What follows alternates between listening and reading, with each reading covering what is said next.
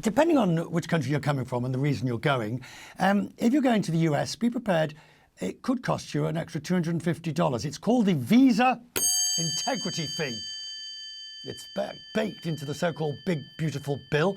It's for all visitors who need a non-immigrant visa. So let's be clear, we're not talking about tourists or business travellers under visa waiver, which is most of the EU countries. But if you're going on a student or you're from a country that requires a visa, you pay the fee, and the Trump administration says you may get it back if you're a good visitor.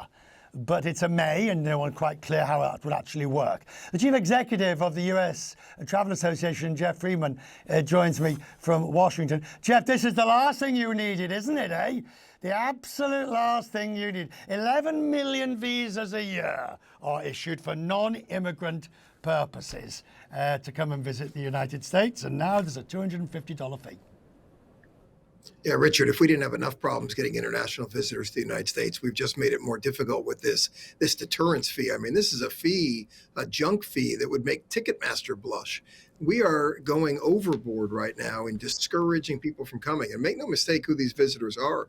These are visitors from Brazil, from Argentina, for other parts of South America, from parts around the world where visas are required. We've just added $1,000 for a family of four who otherwise would have spent that money at small businesses. They otherwise would have spent that money in the U.S. economy. And instead, they're giving it over to the government in some cynical way to reduce the American deficit. It's extremely disappointing. And I also loved it. I've got the rule here. I'm sure you've read it in its original words as well. It says the secretary may provide a reimbursement. There's no given about it, and you've got to prove that you were a good. I mean, obviously you've got to leave on time, etc., etc. And only then may you get it back. And by all accounts, there's no process in place to actually reimburse. Let's understand what happened here. This was not a thoughtful exercise. We had this bill go through Congress. They needed to come up with new forms of revenue, and somebody thought it would be a good idea to tax foreign travelers coming into the country.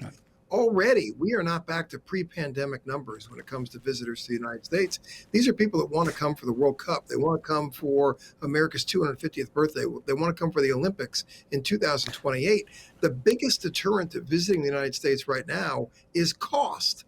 And somebody in Congress thought it would be a good idea to increase those costs. I couldn't think of a more imbecilic thing for us to be doing right now. Jeff, I know it's a tricky issue and people don't want to be sort of criticising policies. I'm aware of it, I get it, but the numbers are starting to weaken quite considerably inbound. Yes, we can massage them in the summer and they're looking a little bit better because people will come, but by and large, when I say people are shunning the United States, you know what I mean. People are starting to say it's simply not worth the trouble or now the expense. You know, I think we have an interesting dynamic going on with travel to the United States. We have some markets that are down. We've seen that in Western Europe. We've certainly seen it in Canada. We have other markets that are up. Mexico is up 15%. So I don't think you can paint it with a wide brush here as to what's happening. There are a lot of people that want to come to the United States. The United States remains the world's most desired nation to visit, according to all the surveys. But you're right, Richard, that in some markets around the world, they're not traveling to the U.S. in the numbers they used to, let alone the numbers we aspire to get to.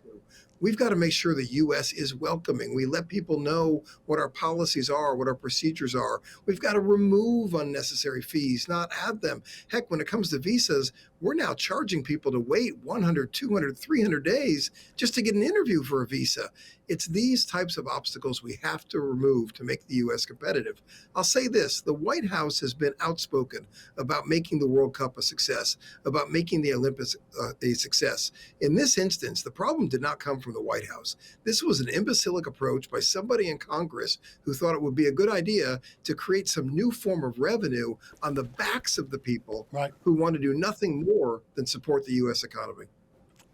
Jeff, well, you no doubt where you're standing on this, and we're grateful to have had you on the programme tonight, and we'll talk more. It's always good to see you, sir. Quest Business Group puts such an emphasis on travel and tourism for a good reason. It's the largest single industry in the world, and it deserves proper coverage. Thank you, sir, for joining us. I'm grateful.